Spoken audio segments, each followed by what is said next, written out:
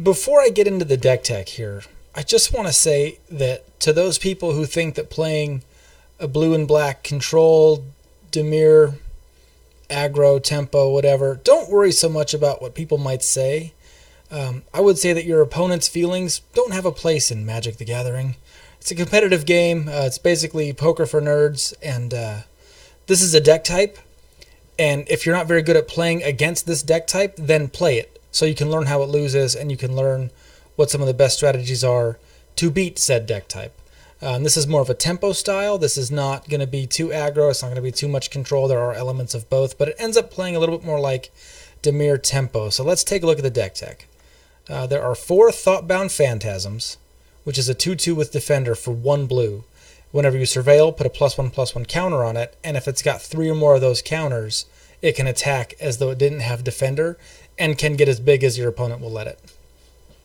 3 Nightveil Sprites, a 2 casting, 1/2, 1 in a blue, and whenever it attacks, you surveil 1. 2 Unexplained Disappearances, which for 1 in a blue, return target creature to its owner's hand and surveil 1. 2 cast downs. There are a few other removal options here. I like cast down because it's cheap and mana tends to get a little tight with this the way I have the deck set up now. 4 Dimir Spybugs, blue and a black. It's a 1/1 flying with menace. That's really important. And whenever you surveil, it gets a +1/+1 counter as well. And that menace and flying makes it really tough to deal with. 3 Discovery and Dispersals. I've hardly ever used the Dispersal side of this just because it's pretty expensive. This Discovery side is 1 and a blue or a black, so it doesn't. If you have 2 black mana, you can still cast it. You surveil 2 and then draw a card. And the Dispersal side, each opponent returns a non-land permanent, any permanent they control, with the highest converted mana cost to their hand, and then they discard a card. So if they don't have a hand, they would discard that card. 4 Thought Erasure, super great removal for a blue and a black. Target opponent reveals their hand. You choose a non-land card, any non-land card, and they discard it, and you surveil 1. So you can see all their surveil synergy. Works pretty good. 4 Sinister Sabotages. This is my only protection for my little creatures. They win the game for me, so it's important to get them protected. You counter a spell, and you surveil 1 for 2 blue and a colorless. 2 Disinformation Campaigns. I used to run 4, but these they can kind of get in the way a little bit, so I found that having 2 works a lot better. So for 1, a blue and a black, when it comes into the battlefield, when it enters the battlefield, right, you draw a card, and each opponent discards a card, and whenever you surveil, return it to your hand. So it's, if you have like a Nightveil Sprite out, there's a pretty nice card draw engine right there, but it's a little pricey. 2 Notion Reigns. I think this is some of the best artwork in the game, very Matrix friendly. Here, for 1 a blue and a black, you surveil 2, then draw 2 cards, then you take 2 damage. A lot of fun. 2 Thieves of Sanity. This is fabulous. For 1 a blue and a black, it's 2/2 flying. When Thief of Sanity deals combat damage to a player, look at the top 3 cards of their library, exile 1 face down, so only you can see it. Then put the rest into their graveyard. They're gone. They're going in the graveyard. You may look at and cast that card as long as it remains exiled, and you may spend mana as though it were mana of any color to cast that spell. You do not have to preserve your Thief of Sanity to cast that spell, right? And you can build up a little mini library of spells. And you can have, these aren't legendary. You can have 2 out at a time. I've got 4 of the Eldest Reborns. I love this card. I love it so much. I'm glad it's very playable right now. I got a couple foils of these on paper because I think this is like the greatest card ever made for some reason. But it's a saga. For 4 and a black, each opponent sacrifices a creature or planeswalker. On the second tick, each opponent discards a card. And on the third tick, you can put a creature or planeswalker from any graveyard into play right away. It's awesome. 1 Dream Eater. So for 4 and 2 blue, it's got flash. It flies. When it enters the battlefield, you surveil 4. And when you do, you may return target non-land permanent and opponent controls to its owner's hand. So you could bounce something. If you got a Thought Erasure, you can Thought Erasure it. This is great. I wish I had more of them. I only got 1, so there's only 1 of them. Plus, they're pretty expensive. I don't know if I'd put more than 2 in there at 6 with no ramp. It's a pretty pricey proposition. I've got 11 islands, 8 swamps, and 4 Drowned Catacombs. I did put some rares into this deck. I got no rare wild cards left. I spent a lot on the land base. Just because with all those control elements, you want to make sure you hit your lands. So there are no tap lands in this deck at all. I'll play a couple of games with it, probably not too many, because I want you guys just to see how the deck plays out. If I lose, so be it. Then you can see how the deck loses. Hopefully I win. I mean, I like winning more than losing. But again, you know, showing you how a deck loses is almost just as good as showing you how a deck can win sometimes. So this isn't bad. Even though I don't have a swamp, I'm going to keep this opening hand. I do have a Thoughtbound Phantasm for turn 1, and a Nightveil Sprite for turn 2 if I don't draw into a swamp. And I can always discovery myself, hopefully, that swamp. Unless I just, you know, happen to have the luck and draw one. Now here's the correct play. Spybug and a Sprite in the opening hand. The Sprite goes down first. Okay, so this is the correct way to play this hand, because then I can play the Spybug on turn 3. Even if I don't draw into a land, I'm sort of loosely okay with that. So didn't get it, but here's what we're going to do. I am going to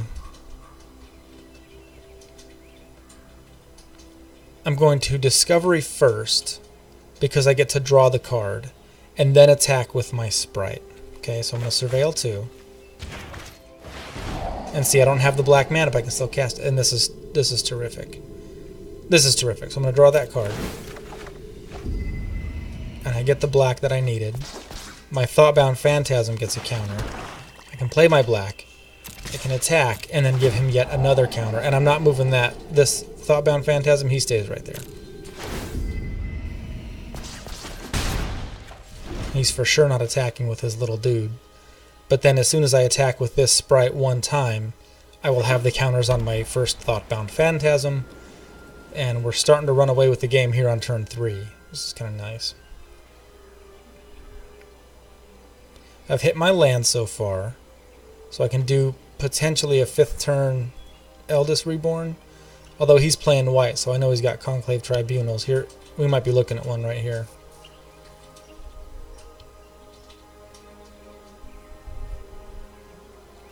There's no way he attacks. He should have saved that to kill my target enchantment. Hey, whatever, I'll take it. So we'll do a blue, do another Thoughtbound, and a Spybug before we attack. It's very important before we attack, so we can get the benefits of the Surveil. I'm going to keep the black land there, you betcha, because I need to hit my land drops. So early on in this type of a deck, don't throw your lands in the graveyard right away. I learned that mistake too early.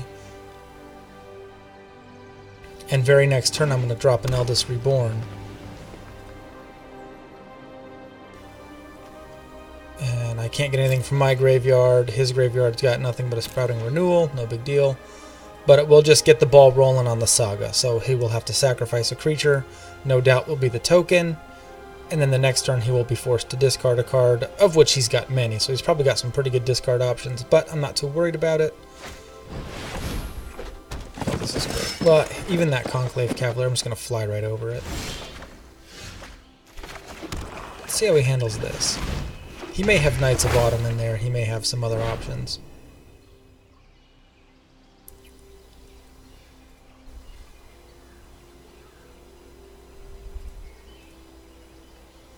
And we do this before we attack, just so we can thin out the herd a little bit up here.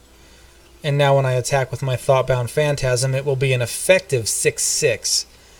Because the Surveil effect from Nightveil Sprite happens before the damage phase, right? And so we'll just swing in with everything. We'll Surveil. We will start to... Well, I'm going to keep this, okay? Because Dream Eater's in my hand. We're going to keep that island right where it's at, and then I can Dream Eater something if the board state gets a little haywire. Maybe he has a Conclave... not a Cavalier. That's right here. Conclave Tribunal. In which case I would... yeah, we'll kill both of those. Had a feeling that was coming. So if he's got a Conclave Tribunal, I could bounce it. Oh, no. Oh, yeah, target non-land permanent. Yeah, I could bounce a Conclave Tribunal. And then what say you... Well, I think we should get a Conclave Cavalier out with our Eldest Reborn. I think we should do that.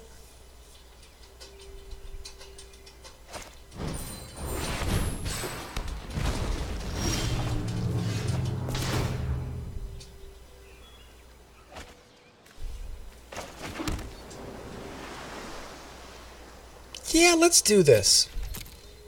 Let's attack with everybody. We'll keep that right where it's at. That's perfect. And then we will get our 5/5 Thoughtbound Phantasm. And he's gonna... Let's see what we do. Okay. So we could Dream Eater, Surveil, bounce his Siege Worm. He's gonna... We're gonna get a creature back. Let of Champion. This is a terrific card.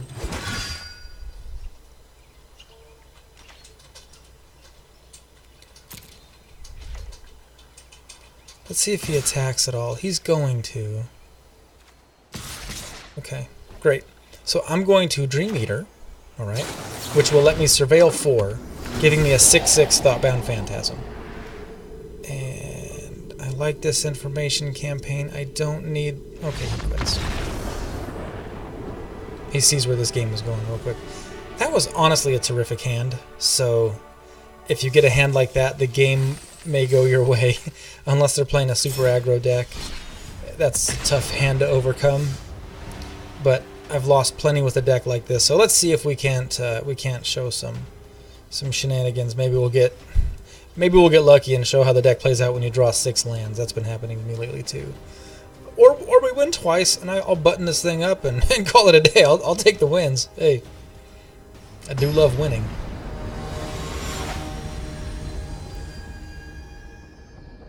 So,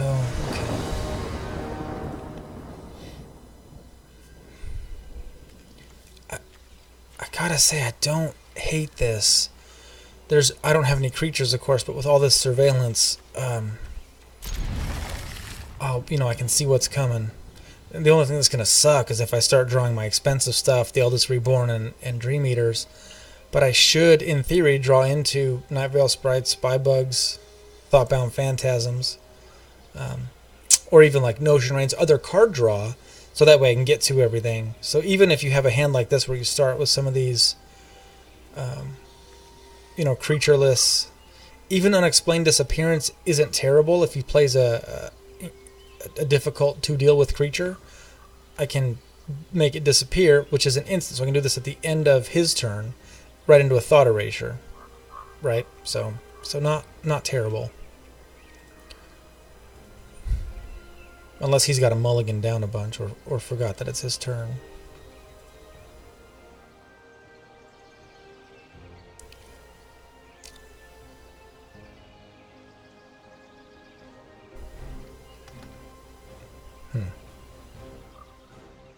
Or maybe we just walk away with a victory. Of course, sometimes the game does get stuck on me.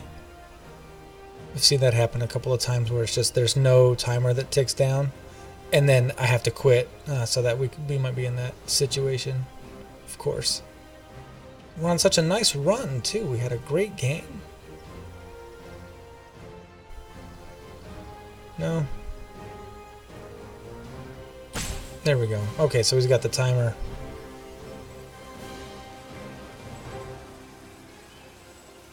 Maybe we'll just walk away with victory.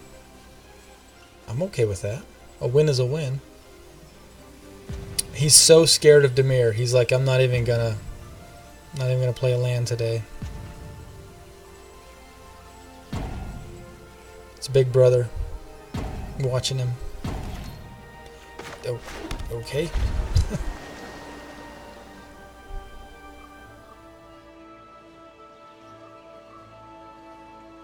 What, did he just leave?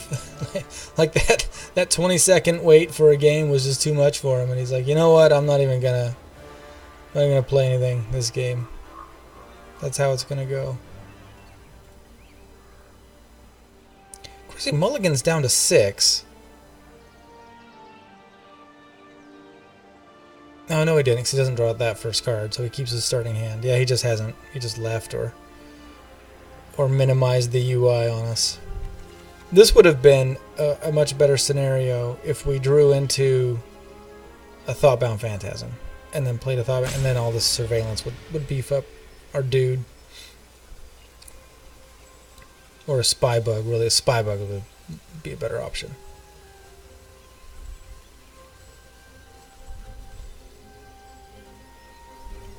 if you didn't skip past this game, thank you for watching.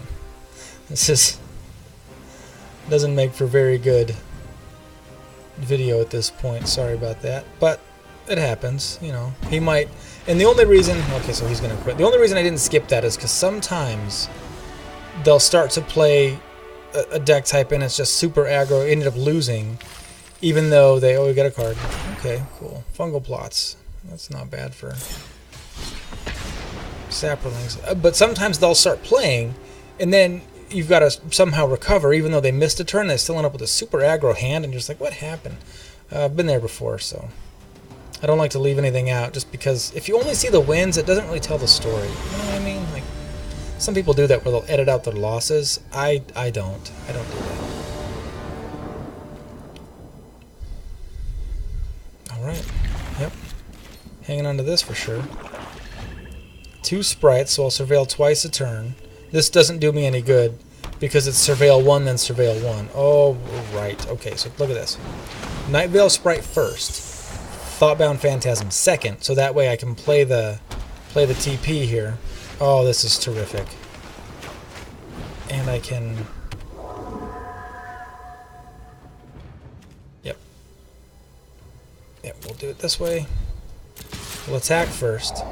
We'll surveil something. Oh, and we're going to definitely leave that guy there. Our Thoughtbound Phantasm's going to get bigger. Discovery is a sorcery. So now I've got to make a decision between... I'm going to do a Nightveil Sprite, because I can always... Whatever he plays could disappear. Or I could play my Thief of Sanity on turn 3 here.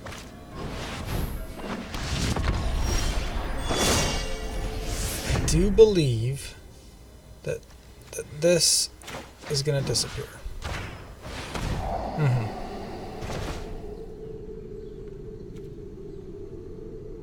I don't think I need an Ocean Rain. Nope, I'll be surveilling plenty. Though it is card draw, I'm okay with losing it for now. I want that land. Okay, and I've got to approve that land or approve that land. Tell the game that that land is okay to be there twice in a row. And next turn, this is going to be an 8/8 Thoughtbound Phantasm. So if he wants to play that... Ooh. Thoughtbound? It's an excellent choice. However, I'm going to save all of my mana. Because I know he's got that Resplendent Angel. And that does me no good. Because he's got the Ixalan's Binding, right? I don't think I can do anything about the binding. I will keep the island. So I've got to start hitting my lands. Yep, and that'll give me 5 mana. I'm going to hopefully counterspell this Resplendent Angel. Unless he's got some other terrible shenanigans happening. Nope, there it is.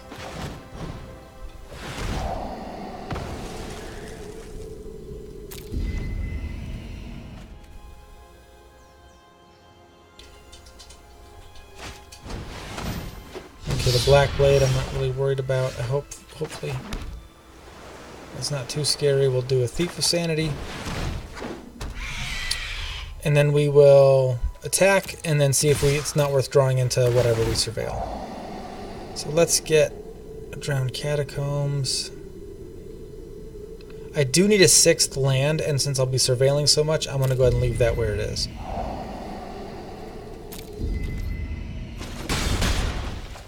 And I'll hang on to my Discovery until next turn.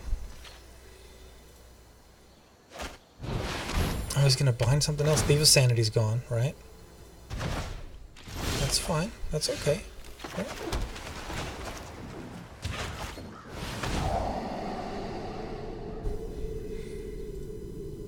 Yes. Yep. Absolutely. We will take the Eldest Reborn, and then we will get ourselves a Resplendent Angel. Oh, yeah.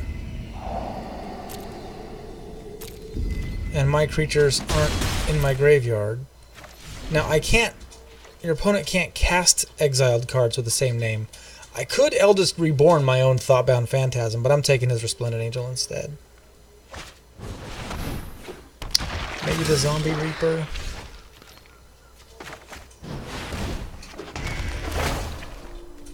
I don't know.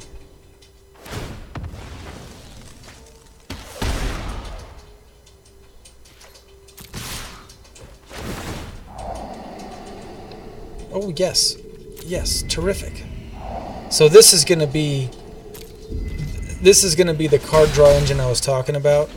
Disinformation Campaign, Nightveil Sprite, super synergy here.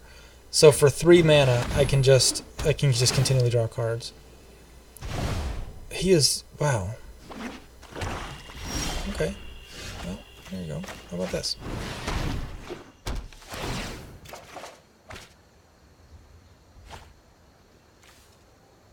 Exile all non-land permanents that aren't legendary. That would have been terrible. And now is the time where we can start kicking lands out. See that? And since we surveil twice, we can check and see if there's another land, and it's a Spybug. Finally. And we'll just happily carry on with this game. Look at this control. What is going on with this? This is like a jail deck. This is ridiculous. Yeah, okay. let's not get a Lyra on the board, thank you.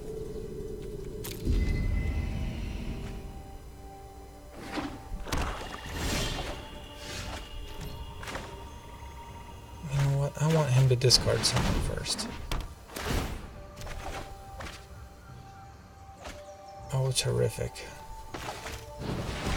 I wish I had more mana for that, but you know what's about to happen. Oh yeah. Oh yeah. 1-3. So I mean, this game's pretty much over. So see, this is what I mean. It plays sort of like a tempo deck at this point, where we beat out this amount of control, and he wasn't able to get anything on the board for his deck to work as an aggro deck. And if he doesn't resolve these 3, which he could with Soot, that's fine. That's fine. I'm not even bitter about that. We are going to, for sure, have a Disinformation Campaign. Make him discard.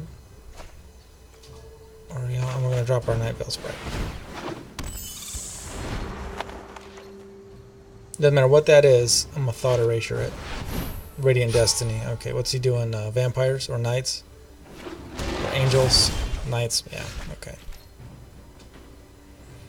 And this would be a good time for Notion Rain, right? So we're going to draw some cards, take 2 damage, and definitely take that Spybug. Cool. Can I play my island? Of course I can. Play our Spybug. Cool. And we recovered from that Ritual of Soot, even though I didn't have a counterspell for it. I feel like, and I feel strongly about it, that counterspell on Lyra Dawnbringer is always the right choice. It's a game winner, and we don't want our opponent to have it pretty much ever. Yep. So 2 for 2, I mean, it works pretty good, right? Like, this deck works pretty good. Like, I might even take it into the competitive side where you do, like, ranked matches. I think this is probably my best, like, version of a deck. So, thanks for watching. Do appreciate it. You know, throw me a subscribe or a thumbs up or a comment if you like this video or you like this content. And, like I said, I try and do one every day. So, thanks for watching and sticking with me. And I'm all free to play. So none of what I do has cost me too much money. So I've got all these cards. I built up my collection nicely just by saving up gold. I'm going to start doing drafts here in a day or 2, and then saving up money for Ravnica Legions when it comes out. I'm going to do a big box opening again. It's going to be a lot of fun. Thanks so much. Bye.